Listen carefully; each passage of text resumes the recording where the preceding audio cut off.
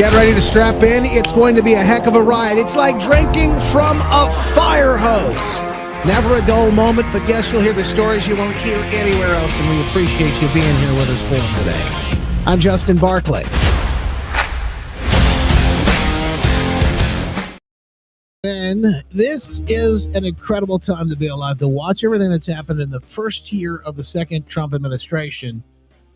We just got over that year mark. He just went to Davos and told the world again, hey, this is what we're doing and you're going to like it. And I love it because he's really resetting the table in all sorts of different areas. Yeah, security and economically, but also for health. The big movement, the big push, it was a big part of getting him elected. And I think he takes this personally as well, is the idea that we're going to make America healthy again and what it takes to do that. Maha Missy with us right now for the latest update as we look back on that first year of making America healthy again. RFK Jr. running down some of those big stories.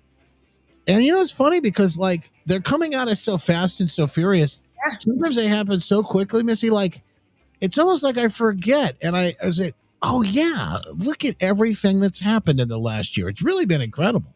Oh, yeah, we can agree that there has been a big shift in health and just how we health and food. I mean, I think of it, my brain's always thinking in like marketing, whatever. And I'm like, facelift. America's getting a facelift. And at the same time, Trump and RFK, they're bringing jumper paddles. They're reviving because honestly, if people aren't seeing it, I'm not sure how much longer we'd be around, you know. This is so true. It's so true. You know, you make a great point, and not obviously the country, but each of us individually as well. That MAHA push. We were a country that was dying, and I don't mean just on decline, but like the people itself and what they want to do. In fact, I get goosebumps talking about is looking at the things that he mentioned. But let's go back and look at the last year. RFK Jr. last night, kind of detailing some of this with Jesse. Food pyramid, pull-up bars in airports. What is your biggest accomplishment?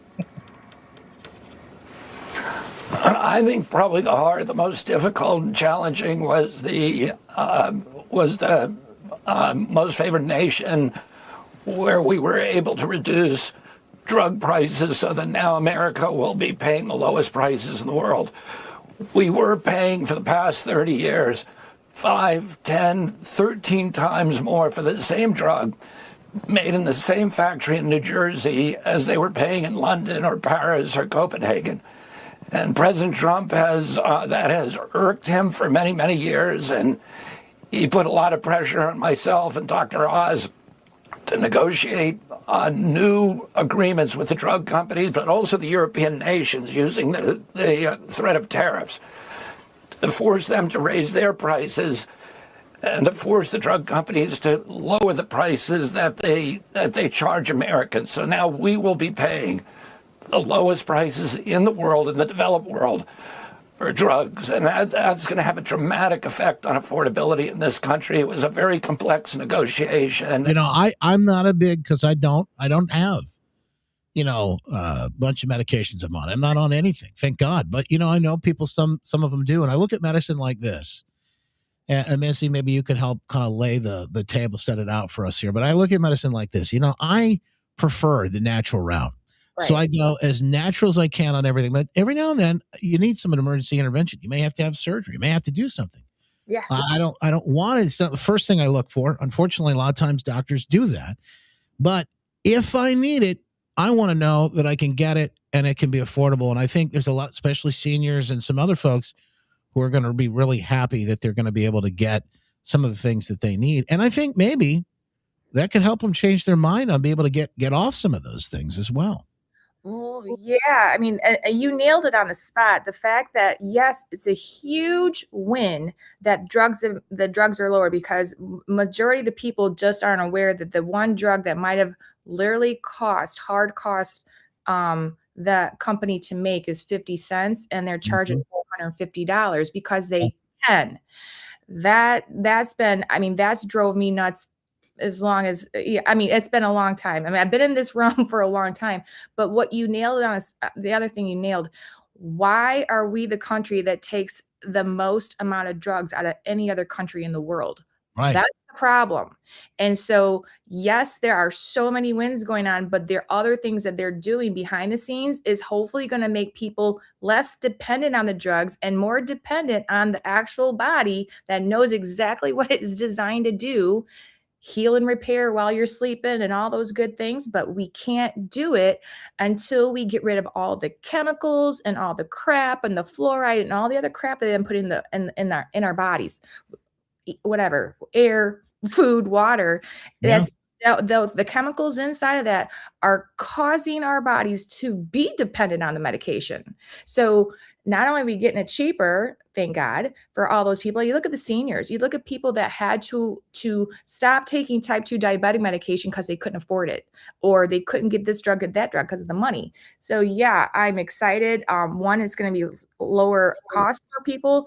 Secondly, I'm of the mindset that there are going to be less Americans dependent on medication in the years to come.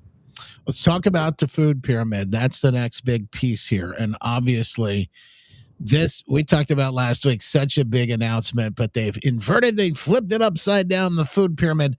And a lot of this is just fancy talk for really saying, look, they're really telling people that you need to eat real food again and the right food to eat. And the type of massive, I mean, I think it could happen as early as in like a month or a couple of months, but in the first year, the reaction we're going to see, I think, is going to be incredible. Here's what he said about it. I think the food pyramid is really important. I think it's going to change the food culture in this country. We've been told for 50 years to eat refined carbohydrates and ultra-processed foods and salts and sugar. And it was all politicized science. It was all based upon the mercantile interests of the ultra-processed food companies that had captured FDA. And we've now applied gold standard science. We have the best nutrition scientists from the best universities in this country come together and use real science to design a food pyramid that prioritizes, as you said, proteins, fruits and vegetables, and high fiber grains. And that's what people should be eating, real food. The ultra-processed, we have, because of the old food pyramid, which put Fruit Loops at the top of the food pyramid, we have the sickest people in the world. We have the highest level of chronic disease in the world. Today, about 40 cents out of every taxpayer dollar goes to treating chronic diseases that are food-induced. But we have an opportunity to change that now. Our food pyramid will drive changes in military food, at the VA, in prisons, in school lunches, and all of these subsidized programs like WIC and Head Start and the tribal food programs and SNAP. So American food is going to change almost immediately, and it's going to drive market changes as well, so that more and more good food will be available at affordable rates to every American. I think this is going to be incredible. I've got a question for you, though, because all this is happening, and I love it. But I want to tell you what I saw the other day. I was walking around a gas station. I looked at, I saw this and I thought, well, that's wild. And it was like, I don't remember what it's called, but it was like Lay's Natural or something like that. So now, and there's a whole list of these companies that are changing their foods, right? Like Walmart, they're changing different, like taking out some of the dyes and things. It's another big win, right? But like huge. Lay's potato chips, it's like no unnatural this, that, or the other thing, flavors or maybe dyes. I don't know what goes into a potato chip. I mean, it should just be a potato and some salt, maybe. Yeah. The one thing I saw is like if your grandma cooked with it, we're back on good terms. Yeah. I mean, literally, it's like we have to pull people out of the fog and pull yourselves back and like literally look at something with not emotion, but with objectivity. Yeah. and to realize how did Fruit Loops kind of sneak on in there. They just, I mean, they wormed their way in there. I've got friends that have, I mean, we live here in Battle Creek, Michigan, home of Kellogg's, and it was years ago. I remember being at an event outside of work, and there was a guy that worked there high up in marketing, and man, he was having a bad day, and I'm like, what's up? And he's like, we're screwed. I go, what are you talking about? He goes, this paleo movement, he goes, is killing us. Yeah. And he goes, and again, they thought it was a fad. And I'm like, oh man, I'm talking, this was years ago. I'm like, this is not a fad. That is when you started seeing them dismantle a lot of what Kellogg's has been going through over the last several years is because of the pivot started to shift back then. But then cereal companies got wiser to the message and then started saying paleo cereal, whatever. But the thing is, the school lunch trays are getting an upgrade. Our kids are no longer going to have chemical messengers going into their body and scrambling their poor little systems. And then they get labeled with the problem kid, the ADD kid, low motivation. Johnny won't pay attention. Johnny can't pay attention because there's so much noise in his body. We were never designed to have those chemicals inside our body.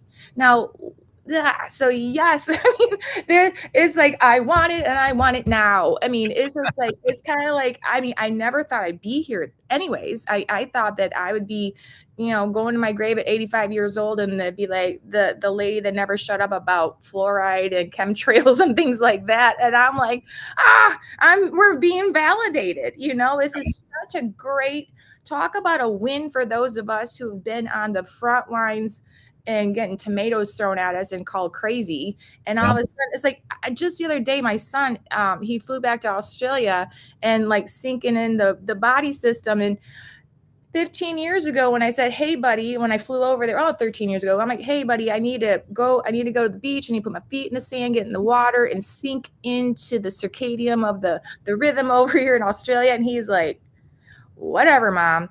Anyways, guess where him and his family are going now? Because, everyone knows about grounding these days. I'm like, yeah, come on. I mean, so yeah, huge win. I could talk forever. I mean, I'm excited. I'm so excited. Again, we want it now, but to know that the steps are being put into place. And man, I tell you what, I just hope that they cement this stuff in and that it would be near impossible to reverse everything that's happening right now.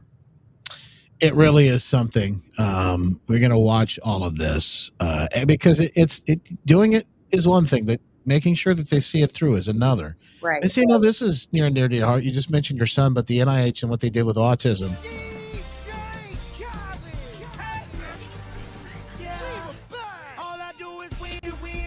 The $50 million investment into autism research. And it's assisting in strengthening transparency around advancing fair access to medicines.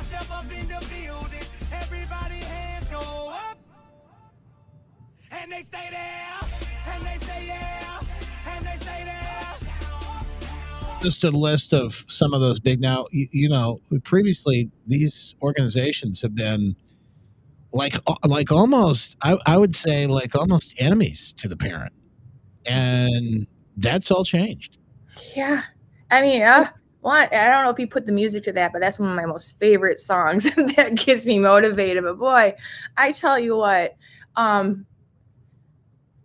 amount of parents and grandparents and aunts and uncles and cousins and everybody who have been impacted by a family member being diagnosed with autism is emotionally, it is so emotional. You wake up, you go to bed, no matter what you do in your day, you're consumed with your child's behavior. And I'm telling you what, parents not being able to be put in this situation, starting hopefully soon, that's going to be one of the biggest wins that is going to be hard to measure because it's emotional and it's divorces and it is depressant. I mean, it is antidepressants. I'm telling you, children with autism, I don't even know the stat is 80-90% of the spouses get divorced. I mean, it's wrecking the family unit. And these kids are victims to propaganda and everything else that these people did for years. They're not on our side. They dress like it, they speak like it, and they can carry a big stick, but you pull yourself back and let's go back to Little House on the Prairie days and look around, and we weren't seeing cancer, we weren't seeing type 2 diabetes, high blood pressure, ADD, ADHD, osteoporosis. We weren't seeing any of that stuff. And here we are again, just sucking down all the medication because why? They've it's the systems. And so the systems are they're healed and repaired. So that's good. Jumper paddles, facelift, everything, whatever you want to call it. We're being revived again. It really is incredible to watch all of these things again. This is just the first year. Yeah. What comes next year? So President Trump, you're talking about, and we're going to get to that in a second. I think it's even more incredible. Established a MAHA presidential commission, banned many artificial food dyes, as you know, issued new vaccine recommendations, and created new real food pyramid. And Bobby and Dr. Oz have been incredible. I got to ask you about this, though. This came, I think last week. They had a big meeting about whole milk. Now, I don't drink a lot of milk, so I don't know. I mean, maybe it's good for kids, but I don't know. You can kind of fill me in on this. What was the problem with milk? Here he is, the president has it. He has it on his desk here. Whole Milk for Healthy Kids Act into law. Schools will finally be able to expand their offerings to include nutritious whole milk. This legislation also allows parents to directly request a substitute for milk for children with dairy intolerance. This isn't just a big win for the dairy farm families across the country, but as it's been said, the millions of school-aged kids that depend on school lunches for their nutrition and to fuel their bodies. So thank you. This is exactly the kind of practical change that will make America healthy again. This helps me as a producer, helps the processors, it also helps these kids here. So it's good all around, and this is perfect legislation, a great day for America is what this is. I know they didn't have it here, but there's one slide. They showed a picture of him, and I think maybe RFK. They all had milk mustaches. Yeah, I read somewhere whole milk being back, it feels like an apology tour. I mean, okay, so I kind of I had a conversation with someone years ago that is very prominent in the pharmaceutical division. And he was extremely excited that a drug was finally released that was going to help the dairy farmers. And I was like, drug help dairy farmers? Okay, how I'm biting. What is it?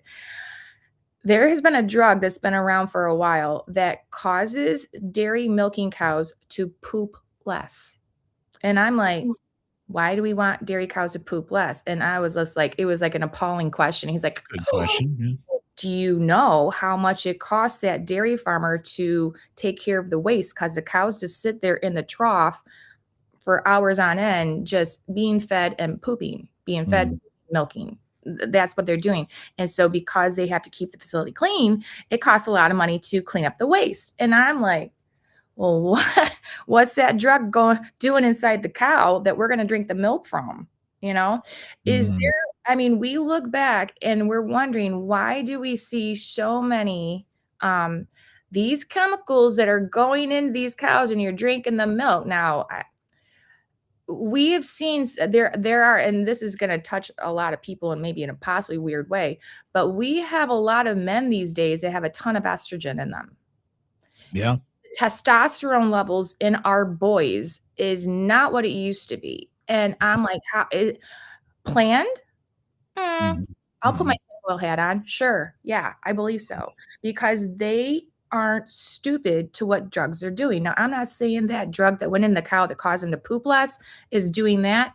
But I'm telling you what, I said, did they do studies on the impact on the human DNA? Because I guarantee that we probably weren't that drug wasn't designed to, chemicals weren't supposed to be inside this divine system of ours. Oh yeah, no worries. Quality control, whatever those divisions are, said that there was no, okay. Are they really looking? Because did they actually, they are able to push stuff because they have a lot of money and they can buy people off to like auto pen, sure, let it go on in. And you know what? I get to go buy myself a new fatty house in Hawaii, while over here is just crippling us, you know. So the whole milk, yeah, the whole milk. If grandma and grandpa, Little House on the Prairie people were drinking it, we're back on. I mean, it's just like going back to the basics and just realizing that everyone's marketing to the consumer, and the consumer, us, we're busy, we're freaked out, we're stressed out, we're like grab and go. It's like, I mean, years ago when I went through, I think I mentioned this before, I went through Taco Bell. This was all these years ago, and I was like at the drive-in, and I could see that they had goals of how fast that they needed the person to get their food from the time they ordered and they walk out. And you could see the goals. And I'm like, said to the guy, and I'm like, hey, and they're just sweating, money. And I'm like, wow, you mean your goal is to have us out in like 2 minutes and 35 seconds? He's like, yeah. He's like, last week it was like we were at 3, now we're at 2:35. And I'm like, why? Because people are so in a hurry. They're like, oh my gosh, you know, like, I mean, think about it. I mean, so they're appealing to us. And so he's like, slow your roll and just look back and just like take some inventory of the lifestyle that we're living, right? Yes. You know, it's so important. Somebody mentioned this in the chat. Maybe you can comment on it. They mentioned the importance of the drug or the milk thing. And I thought, you know, that's probably right. First of all, somebody said, you know, raw milk is best, which there's always been like a fight on raw milk, which I've never done, but I would try that. I'm just not a big milk drinker, period. This other person, the thing with the milk is that your brain, especially kids' brains, need fat. So that is a good point. And I thought about, Monica said that. And I thought, yeah, you know, now that I think about that and getting this back into school, maybe that does help in that scenario, trying to make sure these kids have that. We're finding that particularly fats and some of the things that we really need in our diets impacting with folks who have dementia and some of those memory issues later on into life. Right. I saw one the other day. They said there was a guy in his 20s or his 30s that got diagnosed with some form of dementia in his 20s or his 30s. And you wonder, what is happening with these young kids, and that's leading to that? So I question how many vaccines that man's gotten. I mean, how many vaccines? Because I'm telling you, you get the shot, you walk away, and 6 months later, you're not even thinking about it. But guess what is the inside? Yeah. The inside's still dealing with it, and you forgot all about it. So yeah, there's so many different things that are going on out there. So it's crazy. So let's get to this, because we just did the recap, and we probably left some things out about the last year, that first year of his second term. But what about what's coming next? And he made some really big announcements. In fact, this was just last night. Some of this is breaking news. Anything next that we need to know about? Oh, we have big plans for this year. We're going to do front of package food labeling. We're going to get kids to dramatically reduce screen time. We're doing physical fitness tests. We've got a lot of plans for this year, Jesse. Good. I don't know which one of those is bigger. So the front of package food, yeah. So that's so that when you're looking at it in the store, you can see, you know exactly what you're dealing with. That's number one. But then the screen time issue is so big, and my kids, I mean, we fight this thing like I'm telling you, we do not give them their own personal devices. I knew that from the beginning when, you know, Steve Jobs developed the iPad. He said he wouldn't give his kids the iPad. I thought, there's a reason for that. The guy who developed the thing. So I think you talk about that, and then the physical fitness a portion of it too. I don't know which one's bigger. I really don't. I think they're all three revolutionary. Well, that's just it. I mean, movement. I mean, all of us as that are older, we understand when we don't move, our joints hurt. Okay. we're designed to move. I mean, I'm the 56 year, in 56 realm. And, it's like, I'm on my social media, like, remember the days when you walked out the door at 8 o'clock and then mom rang the bell or blew the whistle and was trying to come in and get scrubbed up, do dinner and go to bed at like 7. Yeah. I mean, those days are gone. And what all was happening was all this natural, I could go on for hours on this one, but kids moving is huge. The lymphatic system, the lymph system, the joints, all the cartilage, all that stuff, brain elasticity. I mean,